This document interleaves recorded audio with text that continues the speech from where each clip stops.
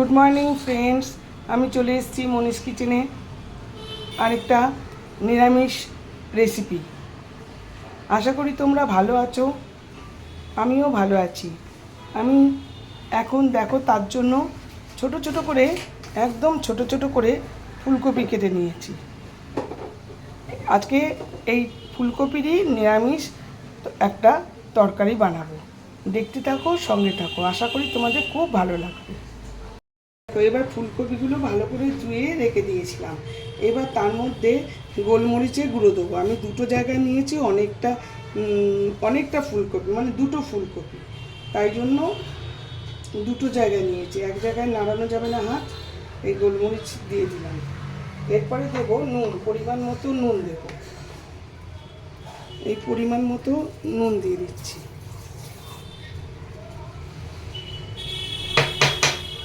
পরিমাণ মতো নুন দিয়ে দিলাম, এই দুটোতেই দিয়ে দিচ্ছি।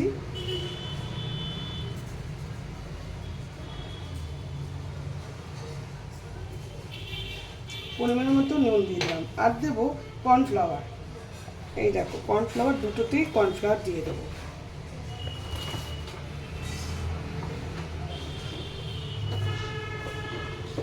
দুটোতেই অল্প করে, খুব অল্প না, মানে একটুখানি মোটামুটি অল্প করে কর্নফ্লাওয়ার দিয়ে দিলাম। এটাকে এখন মিক্সিং করব। এই যে ভালো করে এটা মিক্সিং করব। মিক্সিং করে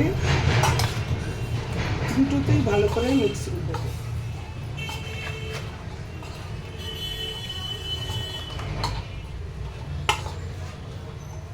এই ভালো করে মিক্সিং করে এখন আমি একটু ঢাকা দিয়ে রেখে দেবো।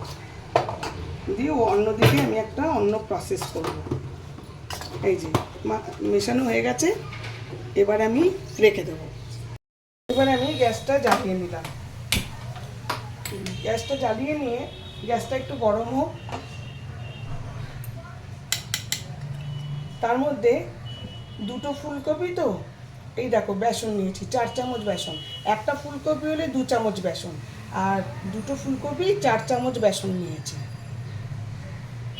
এবার এটাকে ভাজবো শুকনো খোলায়।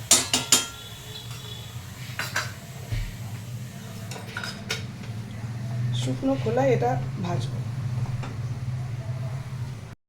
সিমে। আমি একদম সিমে করে দিয়েছি। সিমে করে আস্তে আস্তে ভাজা হচ্ছে।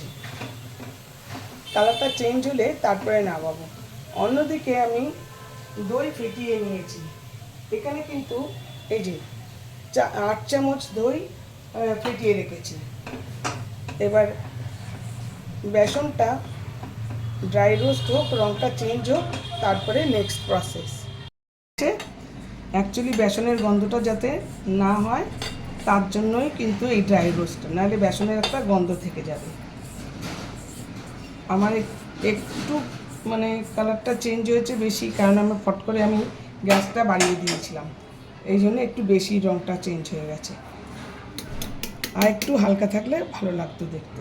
এর মধ্যে 8 চামচ যে দই বললাম ফেটিয়ে নিয়েছি, ওটা মিক্সিং করব।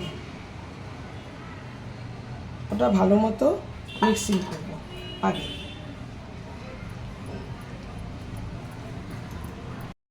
এর মধ্যে আমি অল্প হলুদ গুঁড়োটা বেশি দিই না, মানে হলুদের যদি গন্ধ উঠে যায় তার জন্য হলুদ একটু কমই দিতে হয় সবসময়। এই যে লঙ্কার গুঁড়ো, আজকে আমাদের ভেজ তো সব আলাদা। এই যে লঙ্কার গুঁড়োটা একটু বেশিই দিচ্ছি। আমরা একটু ঝাল খাই, অন্তত তোমরা জেনে গেছো সেটা। সব কিছু আমাদের আজকে আলাদা। আজকে লক্ষ্মী পুজো হয়েছে, তাই জন্য মশলাপাতি সব আলাদা। এটা তো অনেকের বাড়িতে আছে, চৈত্র মাসের লক্ষ্মী পুজো, সেই পুজোটা হয়েছে। এই এবার ধনে গুঁড়ো দিলাম, মানে রোজকার মশলা দিলাম। তোমরা ঝাল কম খেলে তোমরা কালারের জন্য কাশ্মীরি লঙ্কার গুঁড়ো দিতে পারো। এটাকে খুব ভালো করে মিক্সিং করবে। এই লাল রঙটা দিলে কালার আসবে। তোমরা ঝাল কম খেলে ওই কাশ্মীরি লঙ্কার গুঁড়ো দেবে, তাহলে রঙটা মানে খুব সুন্দর আসবে। এদিকে গ্যাসটা জ্বালিয়ে নিলাম, মশলাটা তৈরি করে রেখে দিলাম। এইবার আমি এইবার তেল দেব। আমি অলিভ অয়েল দিয়ে করছি, তোমাদের ইচ্ছে হলে যে কোনো তেল দিয়েই করতে পারো। আমি অলিভ অয়েল দিয়ে করলাম। তেলটা গরম হোক, তারপর দেখাচ্ছি। তেলটা গরম হয়ে গেছে। এইবার আমি ফুলকপিগুলো ওই যে গোলমরিচ, তারপর হচ্ছে ওই গোলমরিচ, নুন, বেকিং সোডা দিয়ে যে রেখেছিলাম ওটা ভাজবো, মিশিয়ে রেখেছিলাম ওটা ভাজবো।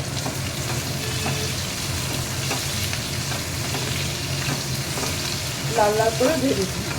দেখো আমার ফুলকপি ভাজা হয়ে গেছে। এই ফুলকপিগুলো ভেজে রেখে দিয়েছি। এইবার তেলের মধ্যে আমি এখন ইন্ডাকশানে করছি, কারণ কি আমাদের যে রান্নায় সাহায্য করে সে এসে গেছে। এইবার আমি 2টো তেজপাতা আর 2টো শুকনো লঙ্কা দিয়ে দিলাম, আর দিয়ে দিলাম গরম মশলা দিয়ে দিলাম। এবার একটুখানি সতে করব।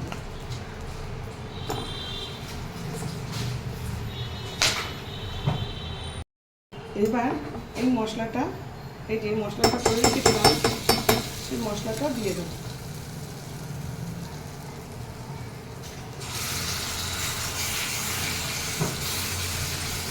এখন কিন্তু আমি আঁচটা একদম মিনিমামে রেখে দিয়েছি।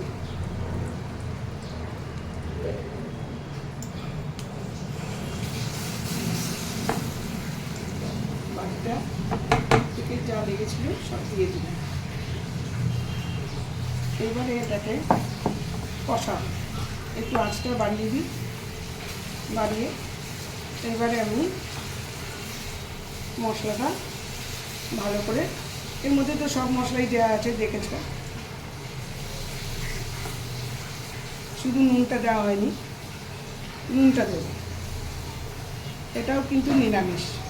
আর এই যে ফুলকপি ভেজে রেখেছি, এগুলো কিন্তু বাড়িতে গেস্ট আসলে টুথপিক দিয়ে সুন্দর একটা চায়ের সঙ্গে ভালো খাবার হবে, স্ন্যাক্স হবে আর কি।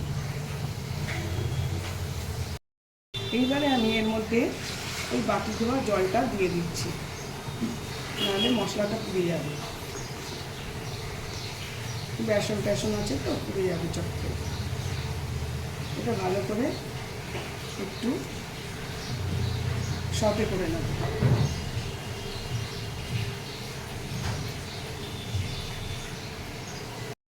আমি কিন্তু নুনটা দিয়ে দিয়েছি, নুনটা দেখাতে ভুলে গেছি, নুনটা আমার দেওয়া হয়ে গেছে। এরপরে একটু মিষ্টি দেবো, যেহেতু ভেজ আইটেম মিষ্টি চলবে, আর টক দই পুড়েছে আরও মিষ্টি চলবে। একটুখানি সতে করে নিই। তারপর এর মধ্যে আমি অল্প চিনি দিয়ে দিলাম।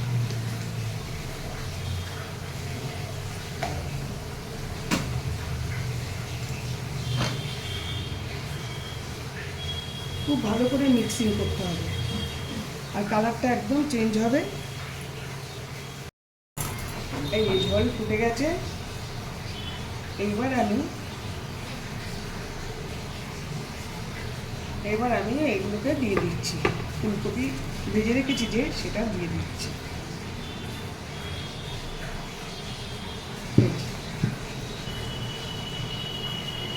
এবার এর মধ্যে আমি দিয়ে দিলাম।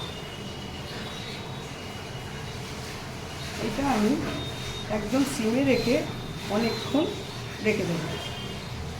সিমে রেখে দিয়েছি, দিয়ে ও আস্তে আস্তে হবে। বন্ধ করে দিলাম। বন্ধুরা, আমার রান্না ডান। দেখো কি সুন্দর কালার এসছে। ক্যামেরায় কতটা বোঝা যাচ্ছে জানি না, যথেষ্টই ভালো বোঝা যাচ্ছে। এই যে আমি এখন ইন্ডাকশান অফ করে দিলাম। আশা করি তোমাদের ভালো লেগেছে। ভালো লাগলে অবশ্যই তোমরা ট্রাই করবে। ভীষণ সুন্দর একটা ভেজ খাবার, কারণ এখন পুজো পার্বণ আসছে তো, এই নীলষষ্ঠী এইসব আসছে নানা রকম, তাতে এই ভেজগুলো করে খেতে খুব ভালো লাগবে। ভালো লাগলে লাইক, শেয়ার, কমেন্টস অবশ্যই করো। Thank you for watching. আমি শীঘ্রই আসছি আবার আরেকটি ব্লগ নিয়ে।